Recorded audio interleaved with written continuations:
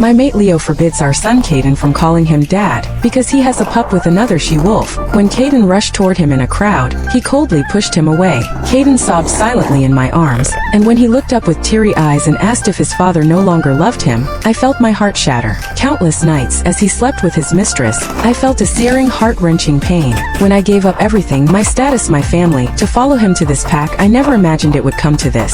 I left Windmere Pack because of Leo. My father, the Alpha King, believed he was unworthy of me. A mere rogue wolf with no bloodline, no rank, no future. But I loved him. So I abandoned my inheritance, hid my true identity, and ran away with him. I never imagined our bond would shatter in just 5 years. Now I was leaving. I could still remember my father's golden eyes darkening in disappointment, his voice like thunder. "You are my heir, Mia. You cannot tie yourself to a wolf who is not an alpha." I had been stubborn, blinded by love, and now I was paying the price. A familiar, overpowering scent of roses suddenly filled my lungs, choking me. Leo's arms wrapped around me from behind, his breath warm against my neck. His voice was soft, coaxing. "Did I wake you? It's still early. Sleep a little longer." He didn't know. He didn't know that every night he slinked off to Jasmin, I was awake, lying in the dark, waiting. Lately, he hadn't even bothered coming home before dawn. His entire body reeked of her, a suffocating floral stench that had no place on a male werewolf. I shoved him away with disgust. "Go shower.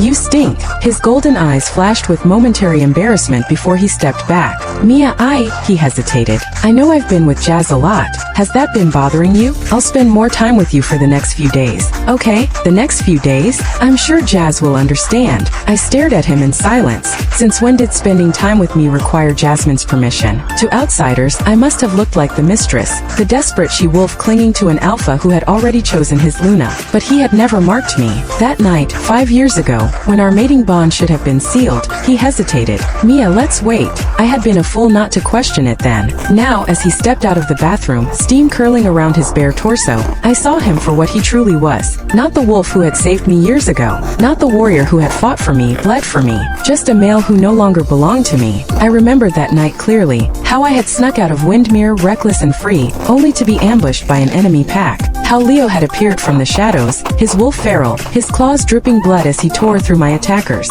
He had been injured, and I had tended to him. The scent of his blood mixed with the earthy musk of his wolf had made my heart race. "I saved you," he had whispered, his gaze dark with possession. "That means you're mine now." But now, no matter how many times he showered, Jasmin's scent was branded into his skin. Before I could pull away, a loud, urgent knock echoed through the room. Jasmin's maid. Leo barely glanced at me before rushing to the door. "Did you call a healer? What's wrong with her?" His voice was frantic. "She was fine when we were in bed just now." The moment the words left his mouth, he froze. Slowly, he turned to me, guilty, ashamed. "I'll be back soon. Owen is dead. I'm all she has left. Just wait for me, okay?" He didn't ask. He never asked if I'd wait. He just assumed I would. That was the moment I made my decision. I watched as he left, without hesitation, without looking back. He had abandoned me, abandoned our son, Caden. But I would not wait. My fingers curled, and deep within me my wolf stirred. For 5 years I had caged her, suppressing my power, pretending to be a weak, ordinary she-wolf.